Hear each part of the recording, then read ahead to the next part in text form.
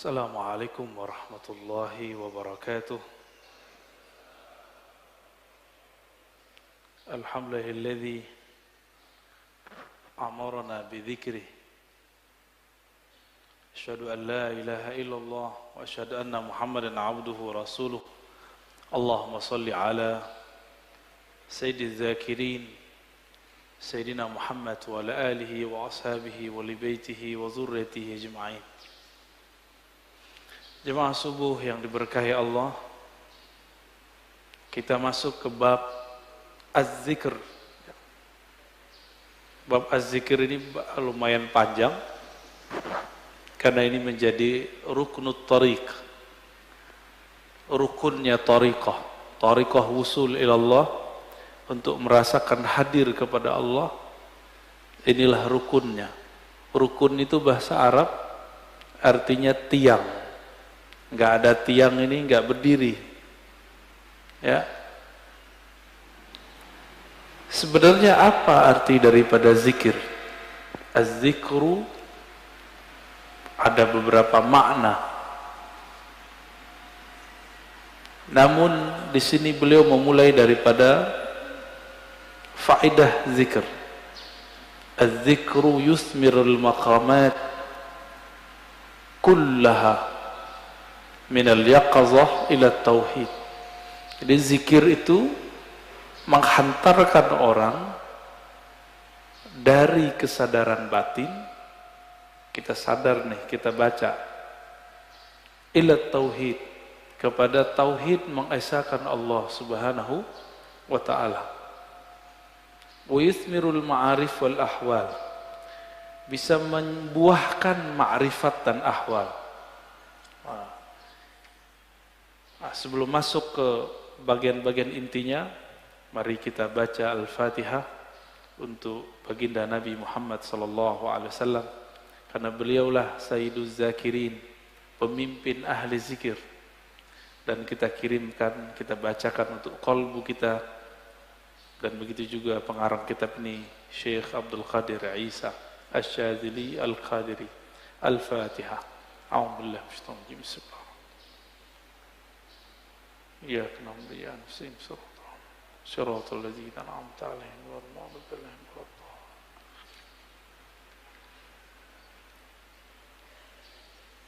Di dalam hadis Imam Muslim dikatakan, kana Rasulullah sallallahu alaihi wasallam yadhkurullaha fi kulli ahyani, ala kulli ahyani. Rasulullah itu selalu zikir setiap hin. Apa arti hin? Hin artinya saat, waktu. Setiap saat, setiap detik, detik per detik, baginda Nabi Muhammad SAW selalu mengingat Allah. Inilah yang diwariskan oleh ulama sufi. Karena kita tidak sanggup berzikir setiap nafas, naik turun, maka dibuatlah zikir pagi sore. Berdasarkan ayat wasabbihuhu bukratan wasila, dan bertasbihlah pagi dan sore. Lalu kemudian dilatihlah qalbu menyebut nama Allah, dimulai dari 100, naik 500, naik 1000, itu latihan. Angka-angka itu cuma latihan, bukan riya. Orang berzikir dengan angka bukan riya, itu cuma latihan. Puncaknya nanti tidak pakai angka lagi. Tapi kapan kita zikir tanpa pakai angka? Kalau sudah menjadi pewaris Rasulullah sallallahu alaihi wasallam. Malaikat-malaikat Allah dari awal dicipta sampai sekarang itu mereka cuma mengamalkan 1 atau 2 zikir. Jadi ada malaikat yang zikirnya cuma subhanallah, ada yang subhanadzil izzati wal jabarut, ada yang zikirnya cuma Allahu akbar, ada yang zikirnya cuma la ilaha illallah. Itu malaikat, dan gak putus. Maka di saat seseorang berzikir sebanyak-banyaknya, di saat itu sisi malaikatnya muncul. Malaikat tidur enggak? Enggak. Malaikat lalai? Enggak. Malaikat makan? Enggak. Makanya orang-orang yang sudah ahli zikir ini, makannya bisa berkurang.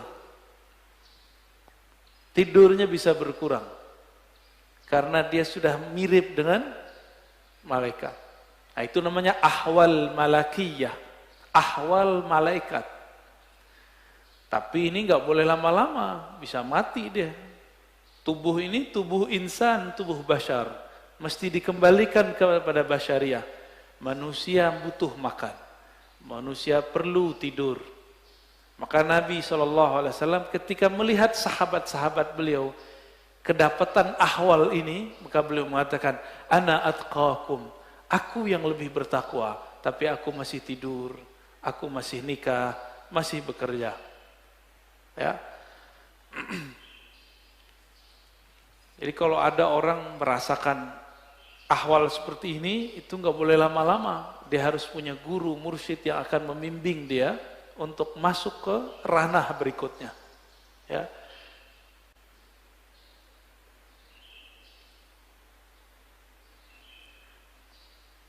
Kata zikir artinya ada dua. Pertama, zikir berarti benar-benar menyebut Allah. Ya. Kadang-kadang diartikan dengan makna yang lebih banyak. Ya. Jadi ada makna secara harfiah, ada makna secara majaziyah ataupun di luar itu. Bisa jadi diartikan zikir itu sholat Jumat, Al-Quran, majelis ilmu. Tapi itu penjelasan lain. Zahir dari zikrullah menyebut Allah. Ya. Dalilnya di sini disebutkan ada sekitar 15. Ini baru sebagian. Lebih dari 200 ayat mengenai zikrullah. Ya. Kalau lebih dari 200, berarti penting nggak zikir? Lebih penting dari umroh, ya.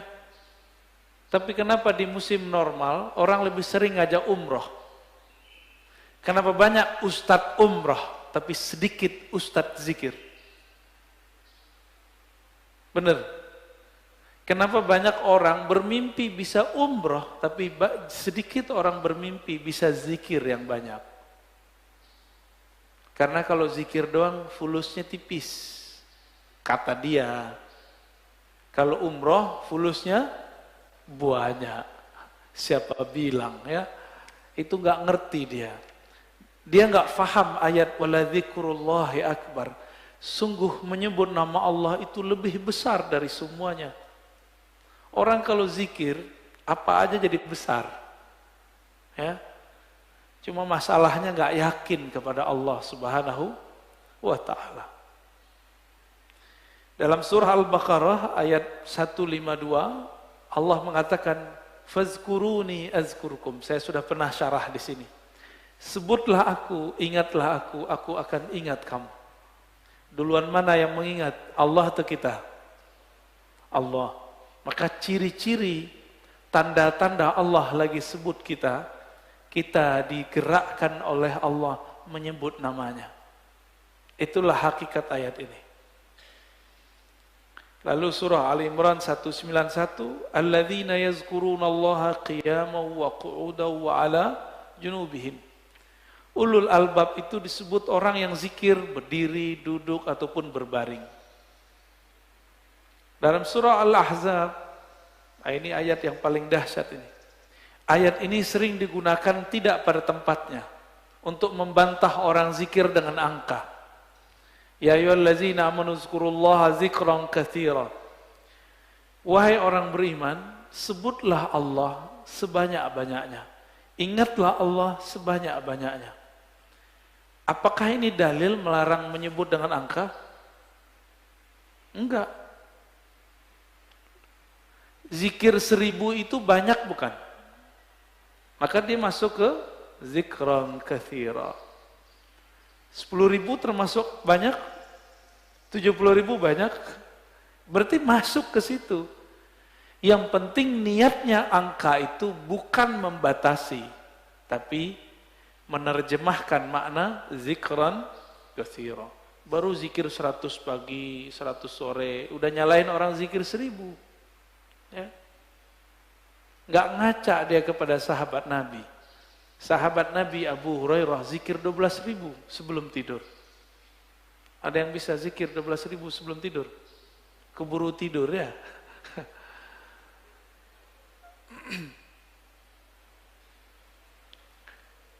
Ada surat Ar-Ra'd ayat 28. Ala bidzikrillah tatmainnul qulub.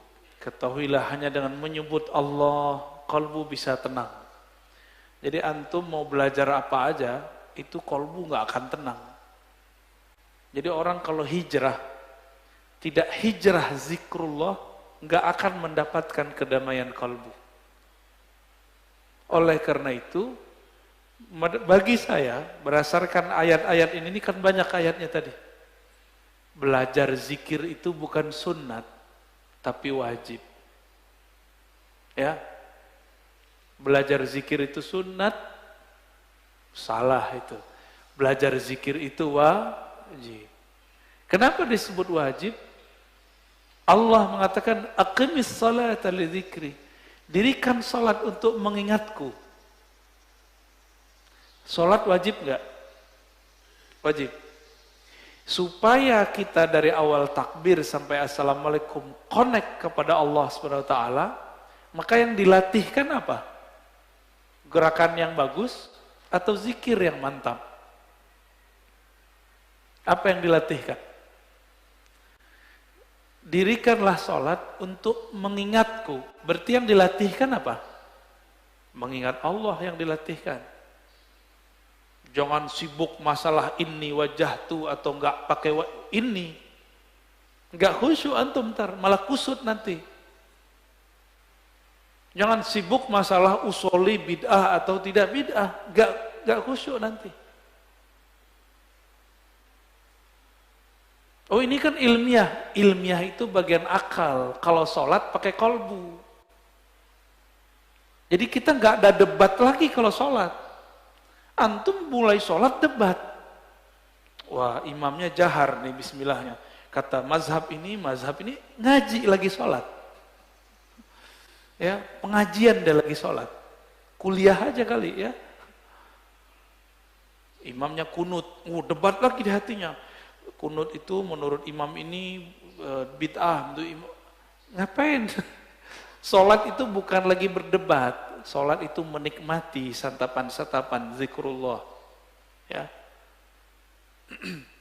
Jangankan itu.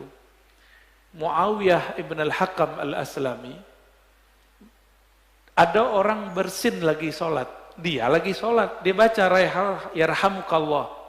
Gimana Pak? Boleh nggak? Kita lagi sholat, ada orang bersin, terus kita bilang, yarhamukallah, gimana? Gimana sholatnya? Masalahnya sahabat ini kan gak semua ngerti fikih. Nabi lagi ngajarin, lagi sholat, sahabat bentak dia. Kayak anak kecil dulu, maka Nabi ini ngajarin sahabat betul-betul satu persatu. Lagi sholat, bentak sahabat, gimana tuh? Apa kata beliau? Selesai sholat, Nabi tidak mengata-ngataiku. Bi abi wa ummi, demi Allah, demi ayah ibuku. Beliaulah guru terbaik. Guru paling ideal, gak pernah ngata-ngatain orang. Terus, Nabi bersabda, kata beliau, wahai Muawiyah, sholat itu la tasluh, tidaklah cocok kecuali zikrullah dan tasbih. Maksudnya, kamu gak usah tanggepin kalau ada orang bersin. Itu cuma nanggepin orang bersin, apalagi nanggepin orang kunut. Buat dalil lagi dalam hatinya ya. Wah, di mazhab gua nih gak ada nih. Gak ngangkat tangan ah. Debat, lagi sholat debat. Berdebat dengan diri sendiri. Ini kan kasihan. Ini tanda sholatnya, belajar sholatnya bukan dengan zikrullah. Belajar sholatnya dengan apa? Dengan nafsu. Nafsu pengen berdebat. Ya. Kalau udah sholat, nggak ada debat.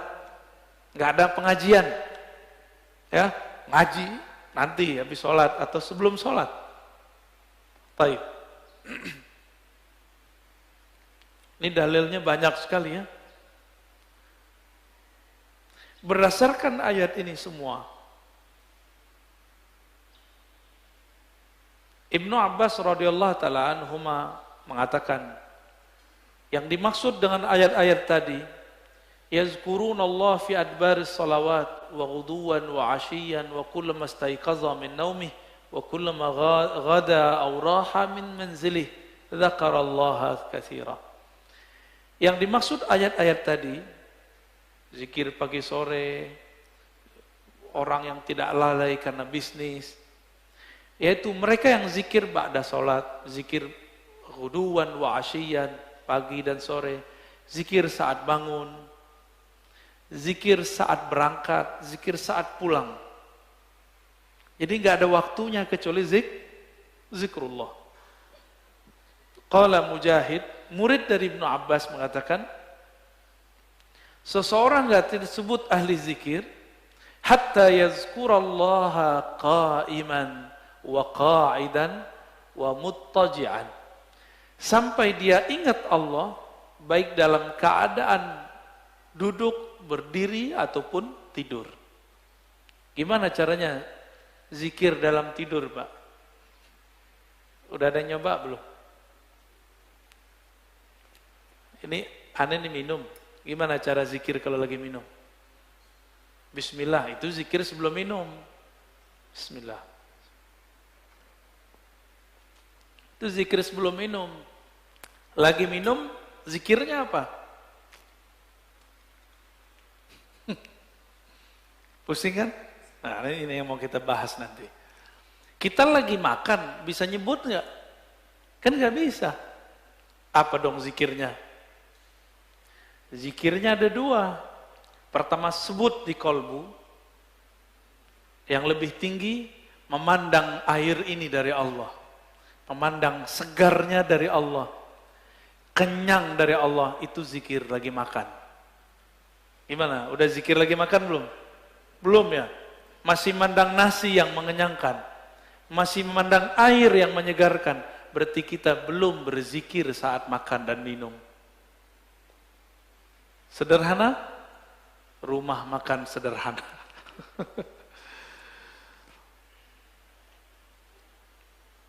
Imam Nawawi mengatakan ajma'al ulama ala jawaziz zikri bil qalbi wal lisan lil muhdits wal junubi wal haidi wal nufasa. Ulama sepakat bahwa zikir itu dibolehkan dengan kolbu dan lisan, baik bagi yang berhadas, yang junub, yang haid ataupun nifas. Kenapa? Ini kan zikir, sebenarnya zikir itu golnya di kolbu. Kolbu tidak pernah haid. Kolbu tidak pernah junub. Junubnya kolbu adalah lalai mengingat Allah Subhanahu wa ta'ala. Benar, sering junub gak antum? Maka kita ini sering junub, Pak. Mandinya jarang. Ya. Makanya ketika masuk sholat, kita masih membawa junubul ghafalat. Junub lalai kepada Allah Subhanahu wa ta'ala. Orang junub betah nggak masuk masjid? Berani nggak masuk masjid orang junub? Masjid hakiki itu ada di kolbu, lagi sholat. Antum lagi mau sholat, tapi tidak keluar dari junub lalai. Gimana mau menikmati zikrullah? Ya, nggak bisa masuk. Jadi kita nggak bisa masuk ke kolbu kita. Padahal itu diri kita sendiri. Ya. Hadisnya sangat banyak. Ini ada hadis yang paling kenceng ya, paling dahsyat ini. Kata Nabi, masalul ladzi yadhkur rabbahu wal ladzi la yadhkur rabbahu kamasalil hayyi wal mayyit. Hadis ini riwayat Imam Bukhari ya, dalam kitab doa. Perumpamaan orang yang zikir dengan tidak zikir itu sama dengan orang hidup dan mati. Gimana? Berarti kita banyakkan hidupnya atau matinya? Jadi kalau hidung kita ini dibukakan rasa penciumannya oleh Allah Subhanahu wa taala, indera penciuman batinnya oleh Allah, kita akan mencium orang yang tidak zikir itu bau bangkai. Cuma alhamdulillah Allah tutup itu. Coba kalau dibukakan, Pak. Kita setiap ke jalan kemana itu bau bangkai di mana-mana itu. Maka kita bersyukur kepada Allah, Allah tidak bukakan kasyaf yang banyak. Karena kalau kebanyakan kasyaf, bisa pusing sendiri kita nanti. Maka ada beberapa wali, gak berani mereka ke masjid. Karena kalau ke masjid, dia lihat muka orang macam-macam. Ada yang ria, ada yang muka monyet, ada yang muka kambing, ada yang muka babi. Ya, maka Imam Ghazali buat fatwa khusus untuk orang ini. Ya, dibolehkan oleh Imam Ghazali bagi orang ini tidak sholat di masjid sementara sampai ahwal itu hilang.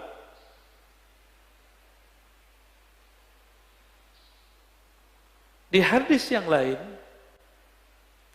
sesungguhnya Allah Subhanahu wa taala mempunyai malaikat yatufuna fit turuqi yaltamisuna ahla dzikr. Allah mempunyai malaikat-malaikat yang yatufun, bertawaf, berkeliling, mencari majelis ilmu.